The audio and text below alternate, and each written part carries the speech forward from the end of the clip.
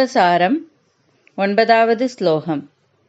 குண்டலி குமாரி குட்டிலே சண்டி சரா சாவித்ரி சாமுண்டே குனினி குஹாரிணி குஹ்யே குருமூர்த்தே த்வம் நமாமி காமாக்ஷி. இதன் பொருள்: காதில் குண்டலம் அணிந்தவளும் சண்டி ரூபமானவளும் இந்த அண்டத்தை படைத்தவளும் சாமுண்டியாய் இருப்பவளும் 3 குணங்களை கொண்டிருப்பவளும் மனதின் அகங்காரத்தை போக்கக்கூடியவளும் இரகசிய வடிவானவளும் குரு வடிவானவளுமான காமாட்சியே, உன்னை வணங்குகிறேன்.